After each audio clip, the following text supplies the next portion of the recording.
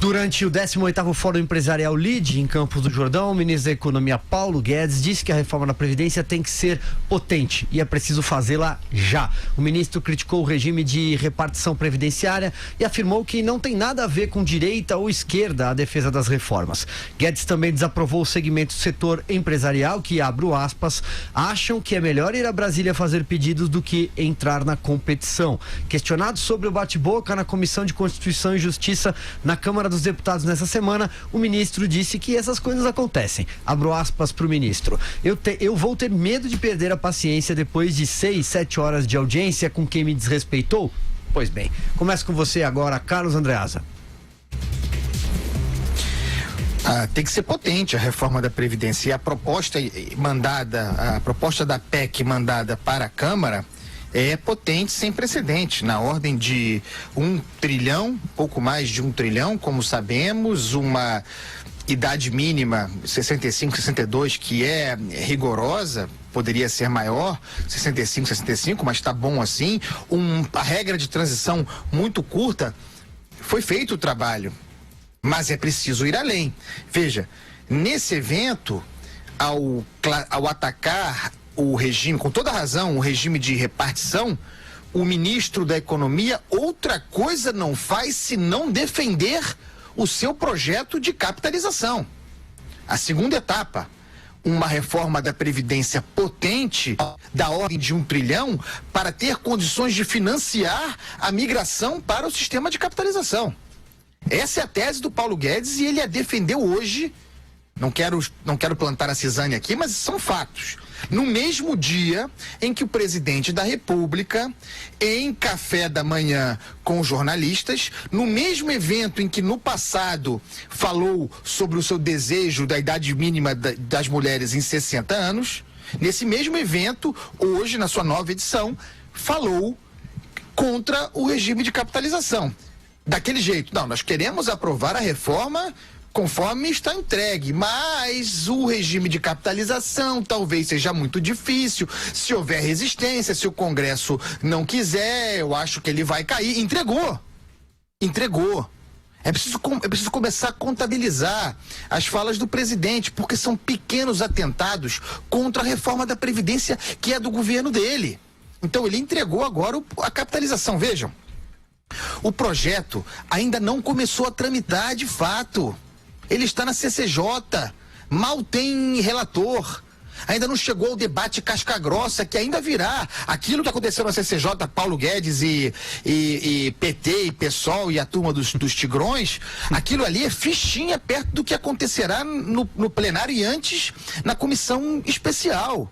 Não se enganem. Então, só nesse período, a carne que havia no conjunto da proposta, que estaria ali, vá lá, para ser sangrada e cedida em negociação, regra de transição, poderia ser uma, mas como a idade mínima das mulheres já foi para 60 anos na boca do presidente. Como, por exemplo, o parlamento lidará com isso que o presidente falou lá atrás?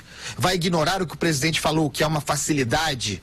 Claro, é menos queima de capital político, a menor queima de capital político, fica com 60 anos e tenta equilibrar, trazendo para baixo a idade dos homens, ou vai defender a proposta do presidente que ele mesmo abriu mão? Idem agora em relação à capitalização, idem em relação ao BPC, idem em relação à apostadoria rural.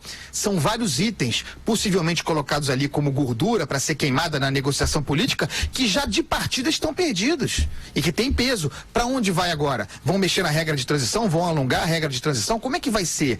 Eu estou dizendo isso porque o presidente está entregando o sangramento da sua reforma da Previdência, que o ministro da Fazenda, ministro da Economia, diz que precisa ser potente. Não dá, né? Sua leitura, Vera?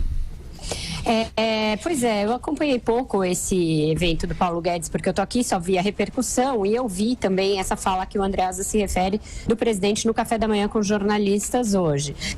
Elas duas coisas não conversam mesmo entre elas. O que eu posso contribuir para o debate é que eu conversei com vários parlamentares que estão aqui, e aqui tem parlamentares do PSL, do Partido Novo, tem do PDT, tem tucanos, etc. E eles estão preocupados com essa desidratação do texto. A questão da capitalização é uma preocupação, oposição, que eles acham que é de difícil trabalho na Câmara, é difícil trabalhar essa proposta na Câmara, e também existe uma perspectiva de que se coloquem regras intermediárias de transição, principalmente para os servidores que entraram antes de 2003, e que aí isso começaria a descaracterizar o grosso da reforma. A gente já está partindo do princípio de que o benefício de prestação continuada e a aposentadoria rural já vão ser retirados do texto. Então, se começar a escalonar a transição e tirar outros pontos da proposta, ela vai deixando de ser potente, que é o que disse o ministro Paulo Guedes, e passa a ser uma reforma muito próxima daquela do Temer, se não mais mitigada ainda. Então, existe uma preocupação com isso aqui, Silvio. Diga lá, Alexandre Borges. Primeiro, queria concordar com o Andreasa quando ele diz que o presidente já está entregando algumas partes da reforma antes mesmo de negociar, né? Então, ele que diz que é um fã do Donald Trump, do presidente americano, era interessante que ele desse uma olhada no Arte da Negociação, que é o livro do Trump, porque eu duvido que no livro, no Art of the Deal, né, ele diga que você tem que entregar já pontos da sua negociação antes de sentar na mesa para negociar. Bom, seguindo em relação ao sistema, quando o ministro Paulo Guedes diz que não tem nada, a defesa da reforma não tem nada a ver com esquerda ou direita, eu concordo com ele. É claro, o Brasil tem uma situação fiscal absolutamente insolúvel se não tiver uma reforma na Previdência, né? O Brasil é essa casa no morro que está tendo uma avalanche, né? Então, assim, ou você segura aquilo, vai tudo embora, a casa vai toda e todo mundo morre junto. Mas quando ele resolve entrar na discussão do sistema de repartição ou do sistema da capitalização, aí tem alguma margem para uma discussão ideológica, né? O sistema de repartição, para o nosso ouvinte, que já se falou outras vezes, ele é um sistema onde não tem um fundo, quer dizer, as pessoas vão, o trabalhador vai contribuindo, vai sendo descontado no INSS, esse dinheiro vai sendo usado diretamente para pagar aposentadorias naquele mesmo exercício. O sistema de capitalização é um sistema de contas individuais, onde você tem cada trabalhador com a sua conta, ele vai depositando e ele vai ter ali como acompanhar, em função dos próprios depósitos, que tipo de benefício ele vai ter quando envelhecer. O sistema de repartição também é muito injusto, porque fala-se muito nessa parte ideológica de que como é que vai beneficiar ricos ou pobres. Se a gente pressupor que o rico tem mais acesso à medicina de qualidade, ele acaba vivendo um pouco mais, ele vai receber mais tempo a aposentadoria, né? Ele acaba recebendo também. Então, o sistema de repartição, você coloca mais tempo ainda o trabalhador pagando e contribuindo, e ele talvez morra um pouco antes e receba menos tempo. O sistema de capitalização com a participação e regulação estatal ainda não é o que seria um sistema totalmente liberal ou de direita, se a gente for usar as classificações ideológicas tradicionais, porque o sistema liberal é um sistema totalmente privado, né? O sistema que o ministro defende é um sistema mais centrista, vamos dizer assim, onde você tem uma participação do governo regulando os fundos, mais ou menos parecido com o que temos no Chile, onde ele conhece muito bem, ele esteve lá, ele morou e conhece, veio da Universidade de Chicago, ele é até classificado pelo Steve Bannon como um Chicago Boy, né? Então, é um sistema que ele conhece muito bem, mas é um avanço muito grande em relação ao sistema atual de repartição, que vai precisar de comunicação, muita discussão, muito diálogo do governo com a sociedade, para convencer não só a sociedade, mas eu acho que para começar a convencer do próprio presidente da validade, da superioridade desse sistema em relação ao atual. Falando no presidente, só queria registrar ainda sobre o tema que o presidente Jair Bolsonaro afirmou hoje que a sugestão, de criar o regime de capitalização para a presidência ficará para um segundo tempo. Segundo ele, o projeto pode ser barrado na Câmara ou prejudicar a aprovação da reforma. Vocês já falaram um pouco sobre esse tema, mas eu queria colocar aqui a declaração dele, as aspas.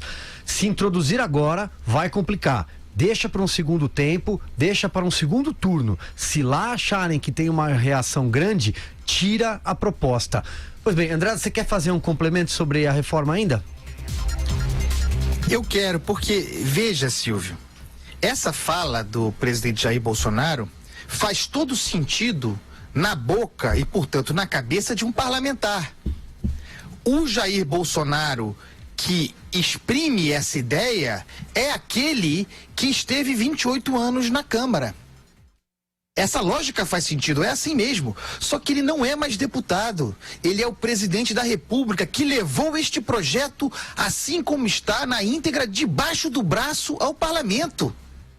Ele tem que defendê-lo incondicionalmente. Ou se assumir como um péssimo negociador, entregando, sangrando o próprio projeto. Não é outra coisa que está em curso. Esse juízo que ele fez, que ele antecipa, deveria surgir na boca do parlamentar, que ele não é mais, com a matéria sendo discutida no parlamento.